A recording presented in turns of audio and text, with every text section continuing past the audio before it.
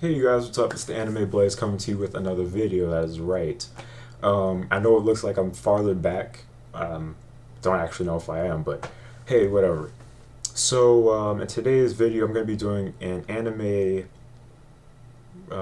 anime tag response to a lot of the different comments or a few different questions that I've been getting over the past couple of days. All right. So the anime tag was, who are your seven favorite anime swordsmen? Now, you guys know me being who I am. I watch a lot of different animes, and a lot of those shows don't really have too many swords in them because I kind of just watch everything, a little bit of everything. But I do have a few from a few shows that I've watched over the years that I've come to love and enjoy. So let's get started. All right. So for number 7, we have Sesshomaru from Inuyasha. Now, Sesshomaru, starting off from the beginning of the series, Sesshomaru really doesn't even have to use a sword, or he's trying to get the Tetsaiga. But before all of this even happens, we are told that Sesshomaru already has a reputation. This is before he even... his sword is a healing sword, so it's kind of a disadvantage, but even before then, he doesn't even use his sword to kill anybody.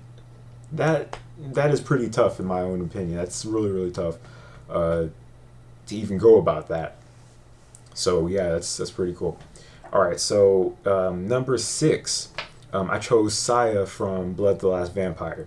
Now, she is a vampire, I know, and I also know that we don't actually get to see too much of swordplay from her in the movie, but I just like to put this into perspective a little bit. All right. So I don't know if this actually has to do with something about her being a vampire, but she's facing these huge, beefed up vampires that look like they're on steroids or something that are 10 times bigger than her. But unlike a lot of different characters like Ichigo, Inuyasha, and all those characters, she doesn't use any kind of enchanted sword or anything. She just uses a plain old regular katana. Now that takes guts. That's courage right there. You don't see too many characters out there who just have a sword and no other abilities. So that's why she's in there. Number 5, Zelgoddess from the Slayers. Now, I'm probably gonna get something from somebody saying that he can't be a swordsman. He's a sorceress or a sorcerer. But this is what I have to say. While he is a sorcerer, he also has really good abilities with swordplay, as demonstrated many times throughout the series, compared to Lena, way better. But his tough, kick butt attitude, just get straight to the point of things and do what needs to be done kind of attitude, really puts him on the front lines of a lot of battles that they're on. Plus, his sword is an enchanted sword, which allows him to strike enemies over the what was it? I can't even remember. It's over some kind of plane. It allows him to strike them over the plane, which damages them, especially if they're a spirit kind of monster or being or something like that. It gives him the upper hand. So, yeah. Number 4, Phallus from Murder Princess. Now, I'm aware that this is an OVA. It's can't really do too much, but from what I've seen through this OVA, she doesn't really take crap from anybody. She goes ham every single time that the time comes for it. And besides that, she isn't afraid of anything. Anything that comes face to face with her, she'll face it head on. Bravery. Gotta love it. Alright, now number 3, now this one I know that I'm gonna get at least some kind of heat from somebody who tries to say this. Alright, so my number 3 favorite anime swordsman isn't even from an anime. It's actually from a video game, and that character is Roxas from Kingdom Hearts 2. Either him or Sora. But, let me tell you why I chose this guy. This guy, starting off in Kingdom Hearts 2, already has a history that we don't know about. They just initiated a character, threw him in there, and said, okay, you know. And they started adding on to his backstory and stuff. And especially if you've played Kingdom Hearts 358 Days Over 2, or at least have seen a couple of cutscenes and everything like that from Kingdom Hearts, the series altogether, Roxas, in my opinion, is actually a better kind of Keyblade warrior or swordsman than Sora. He's faced a lot and he has like emotional kind of trouble, but he's just tough. That's the thing about it. His friendship, his bonds with people are what makes him stronger, and his anger is what makes him stronger. And that's something you don't really see too much of. I mean, characters get angry and everything, but sometimes it could be their downfall. But for Roxas, it's a huge plus. It heightens his abilities and his reason for fighting. All right, number two is also not a swordsman, but they are a spear warrior, and this character is Balsa from Moribito, the Guardian of the Spirit. Whether it be from the book, which I've read and it is awesome, then watch the anime, or from the anime, which is also good. She like the thing is that she's a strong female lead.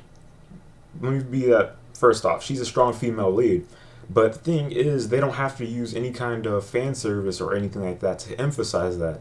I mean, with respect, as far as like respectable female anime characters go, she's right up there with Modoko Kusanagi from Ghost in the Shell. You have to respect her because of the way they put her out there without actually doing too much of trying to expose anything, like make it all perverted or something. And it's pretty cool that they can actually do that, which is kind of the reason why I like the show itself. And my number one favorite anime / manga swordsman is Crudo from Kurozuka. Most of you guys have no idea what the series is. I mean, some of you probably do, but yeah. Anyway, this guy, he's being chased down by his brother and everything, and he meets like this woman at a shack or something like that in the middle of woods, like a I don't know, house or something, and they basically fall in love and everything, and she tells him that, do you want to follow me throughout eternity? He's like, what? Turns out she's a vampire, and these different people are closing in on him, and so she decides to fuse her blood with his, blood transfusion, and so he can become a full vampire and live eternity with her. But in the process, he's like, it's stopped right there in the process, so their blood wasn't completely mixed. So he's basically just a human with heightened vampire abilities. He doesn't drink blood or anything, I don't think, but he just has really, really heightened abilities, which aid him a lot throughout the series, and also help him to live as long as he did until the future of where everything is like post-apocalyptic, that kind of thing. I definitely recommend you guys check it out if you already haven't. It's one of my faves. So, yeah, on to the honorable mentions. Gary Gabriev from Slayers. He's stupid, but he has a sort of light, which can be a huge plus when he actually decides to think, if that's even possible for him. Next, Ranmaru Shindo from Toko, in which he starts off as a detective, then moves up from a gun to a sword, which he has never touched before, but goes all in on. After that, we got Shauna from Shakugan no Shana. I haven't seen the whole series of Shakugan no Shana, but she is pretty beast with that sword. I will say that much. Flame Haze. That's all I gotta say about that. And the last one that I would probably put in my top 10 if personal favorite anime characters altogether would be Black Rock Shooter. Whole bunch of hype behind that character, but she still does a lot of damage in the battles that she does. She went through a lot. I'll say that. So, with that being said, this is the Anime Blaze signing out saying, never doubt your capabilities because you never know what you might be able to do. And I have no idea who I am going to tag. So if you feel like doing a response to this, then go right ahead. Mark it as a video response, and I'll accept it. Um, yeah, that's all I got to say about that, guys, and I will see you later.